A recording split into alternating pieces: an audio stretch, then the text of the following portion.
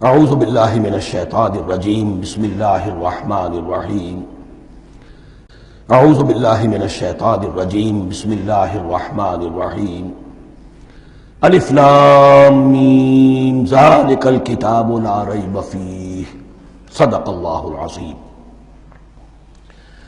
الف لام میم حروف مقطعات ہیں جن کے بارے میں عرض کر چکا ہوں۔ ذالک الکتاب لا ریب فیہ، یہ وہ کتاب ہے اس میں کوئی شک نہیں۔ الکتاب اس لیے کہا گیا ہے کہ قرآن مجید کی پیشین گوئیاں اور خوشخبریاں سابقہ کتابوں میں موجود تھیں، اور چونکہ اس سورہ مبارکہ میں اصل خطاب کا رخ جو ہے وہ ہے سابقہ امت مسلمہ کی طرف، تو ذالک کتاب نہیں کہا گیا، ذالک کتاب لا ریب فیہ نہیں، ذالک الکتاب یہ وہ کتاب ہے، کتاب موعود ہے جس کی پیشن گوئیاں تورات اور انجیل میں موجود تھیں۔ لا ریب فیہ، اس میں کوئی شک نہیں۔ حرف اورا ریب نئے، تبدیل نئے، یہی الفاظ آئے ہیں سورہ سجدہ کے شروع میں بھی، الف لام میم تنزیل الکتاب لا ریب فیہ رب العالمین، لا ریب فیہ من رب العالمین، فیہ ھدی للمتقین۔ فیہ دونوں طرف مل سکتا ہے، لا ریب فیہ اسے معانقہ کہتے ہیں۔ لا ریب فیہ پڑھیں گے تو ھدی سے شروع کر دیں گے، لا ریب پر ختم کر دیں گے تو فیہ ھدی للمتقین، یہ دونوں معنی درست ہوں گے۔ ھدی للمتقین یہ ہدایت ہے، رہنمائی ہے اہل تقویٰ میں جو بچنا چاہیں۔ تقویٰ کا اصل مفہوم سمجھ لیجئے، وقاء یقین، کسی کو بچانا، تقویٰ خود بچنا۔ جن لوگوں کے اندر فطرت سلیمہ ہوتی ہے ان میں اخلاقی حس موجود ہوتی ہے، وہ بری چیز سے بچنا چاہتے ہیں، بھلی کو حاصل کرنا چاہتے ہیں۔ وہ لوگ ہیں کہ جو گویا کہ اس قرآن کا اصل مخاطب ہے، وہی اس سے استفادہ کر سکیں گے۔ الذین یؤمنون بالغیب، اب ان کے کچھ اوصاف، یہ اصل میں بہت زیادہ واضح ہوتا ہے تعویل خاص کے اعتبار سے کہ دیکھ لو درخت کو اپنے پھل سے پہچانتے ہیں، اس قرآن کے پھل موجود ہیں نا، یہ ابو بکر اور عمر اور عثمان اور علی کون ہیں؟ یہ جو مہاجرین آئے ہیں چل کر، مدینے والوں دیکھو یہ کون ہیں، ان کی شخصیتیں کیا ہیں، ان کا کردار کیا ہے، ان کے اوصاف کیا ہے، یہ کس درخت کے پھل ہیں؟ یہ اس بینہ کے پھل ہیں، یہ اس ذکرہ کے پھل ہیں۔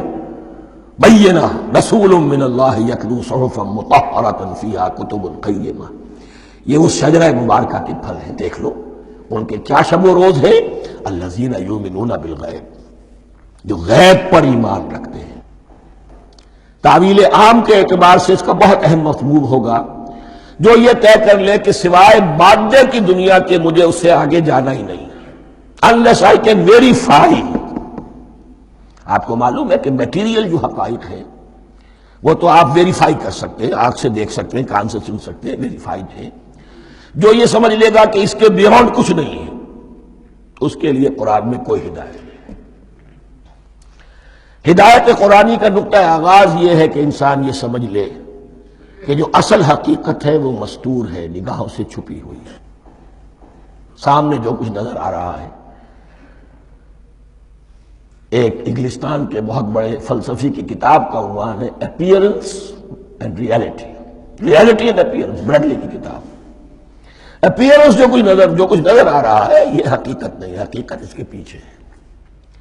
اور کنفیوشس کا ایک جملہ ہے جو بہت بڑا حکیم اور فلسفی تھا، چین کا بہت بڑا حکیم اور فلسفی، اور ہو سکتا ہے کہ نبی ہو، واللہ عالم، ہم کہہ نہیں سکتے۔ اس کی تعلیم بڑی اخلاقی تعلیم ہے، اور اس کا جملہ سنیے، یہ یؤمنون بالغیب کی اس سے زیادہ صحیح تشریح ممکن نہیں۔ There are certain things, there's nothing more real than what cannot be seen,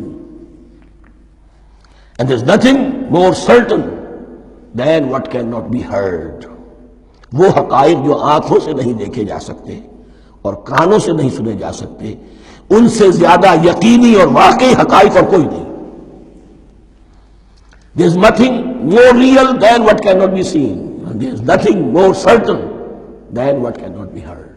الذین یؤمنون بالغیب وَيُقِيمُونَ الصَّلَاةَ، نماز قائم کرتے ہیں، وَمِمَّا رَزَقْنَاهُمْ يُنْفِقُونَ، اور جو کچھ ہم نے انہیں دیا ہے اس میں سے خرچ کرتے ہیں، خیر میں، بھلائی میں، نیکی میں، ابنائے نو کی حاجات کو رفع کرنے میں، لوگوں کی تکلیفیں دور کرنے میں، خود اللہ کے لیے، اللہ کی رضا جوئی کے لیے، اللہ کو قرض حسنہ دیتے ہوئے۔ صدق اللہ العظیم۔